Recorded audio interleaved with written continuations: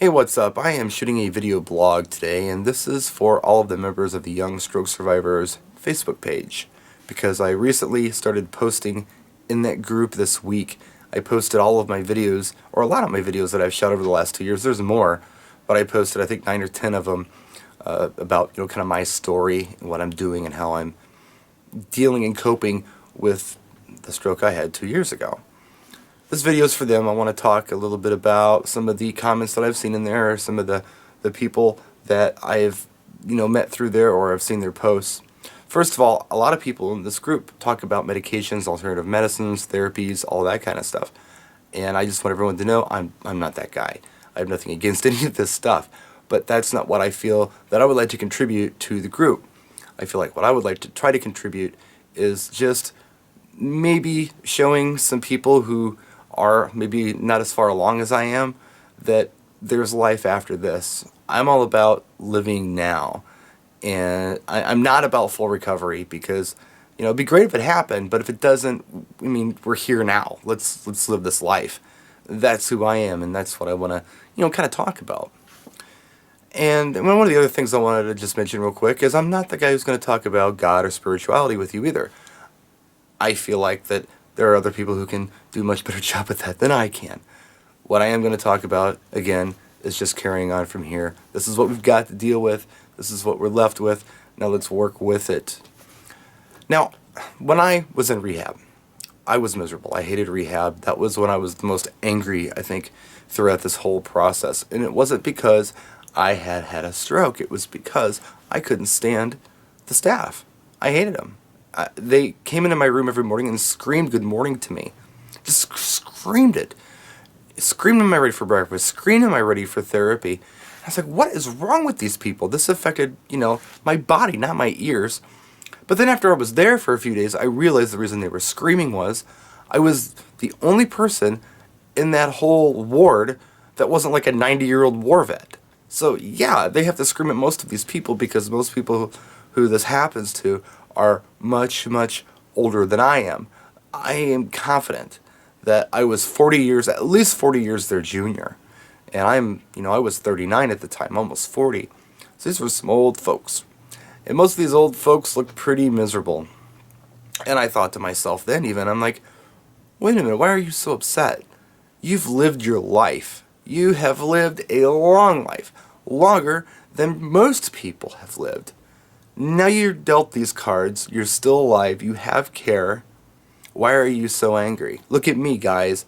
I didn't work, retire, have grandkids, live this, fun retirement life that maybe some people have, and then this happened to me. No, you lived a full life, now you have a problem, stop complaining.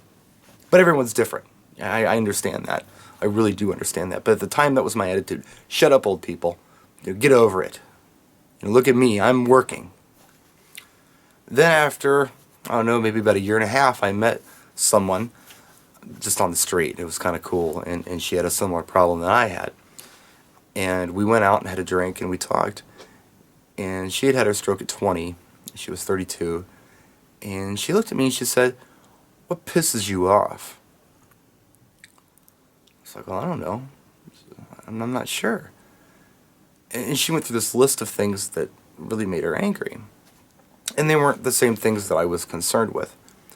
I got to thinking, what the hell does make me angry? Because, really, when this all happened to me, I was so happy to be alive. And the reason I was happy to be alive is because I'm at that age, right, where I've got a kid, I have aging parents, and life isn't really about me, it's about them. And I didn't want to screw their lives up. With me either not making it out of ICU, which, was a possibility, but I made it. I didn't want to be the invalid they had to take care of. That was a concern of mine. So I had this drive inside of me to get well enough, at least, to be able to provide for these people and still help them out at a certain level, especially my kid, Didn't want to freak my folks out, wanted to be able to still help my folks out at some level, because they're in their 70s. Dad's almost 80. He'll be 80 this year. And, the 40-year-old kid is supposed to help the 80-year-old parent. I didn't want it to be the other way around. So, those were concerns. And when I found that I was going to, have some improvement and be at the capacity where they weren't going to have to wait on me hand and foot, I was very happy about it. But yeah, what does make me angry though? Stuff does. I was in Europe about a month ago, and I was in the Netherlands at an office of one of the companies I work at. Big, tall stairs made of tile. I fell down those stairs. I just slipped. Apparently the building codes in the Netherlands, the stairs are shorter than they are in Germany. I make my strides on the stairs because my leg's not too good. Just kind of figuring there's going to be a stair there. These were narrow, I missed it, and boy did I take a spill, and I really bruised up my hip pretty good.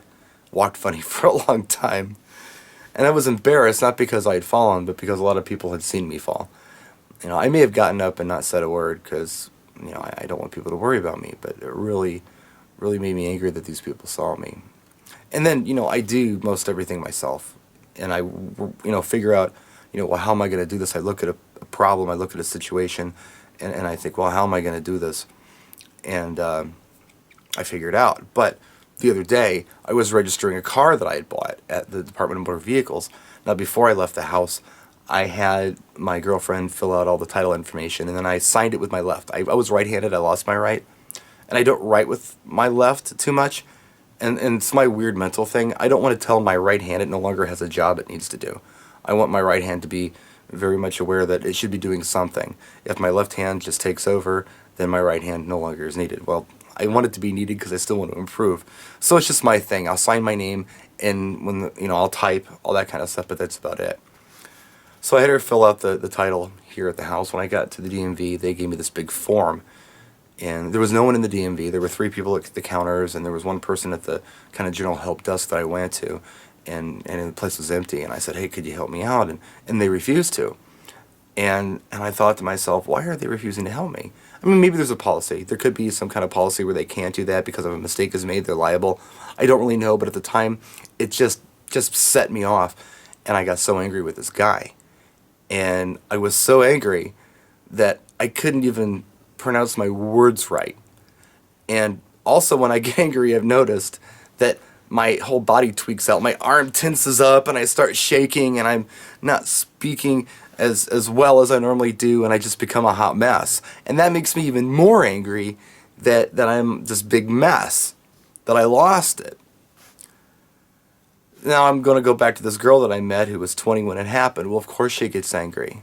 She was 20 when this happened. She didn't have kids.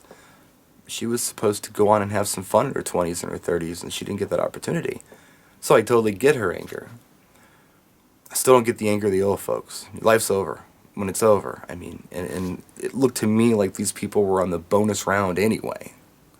And I don't mean to be harsh, but I mean, I've known people who've lived a full life and died much younger than that. I'm just in a weird place, I guess, that interesting spot in life where I have something to live for. I have something more important than myself to live for and to be strong for. And I said earlier in this video, I'm not going to talk about God and all that kind of stuff, but what I will say, without using the word God, is that I don't think life is going to throw anything at you that you can't handle. It's just kind of how you handle it, and when you decide to handle it, when you're ready, you're going to handle it. So that's just my long vlog for the day. I hope it's okay. I hope it's not too crazy. I will post more later. Please let me know what you think down here in the comment section of the video. If you have any questions for me, let me know. You can even leave them in the Stroke Survivors Facebook page under this video, and I will do my best to vlog for you, because that's what I do best. You can see my face, you can see my intentions. It's a little nicer than cold words. I'm able to do this. I kind of do this, for my DJ stuff quite a bit. I've got almost 1,400 videos up, so I have no problem with shooting videos for you. If you want more, let me know. Let me know what you want to know, and I'll do my best to make it happen for you. Thanks for watching.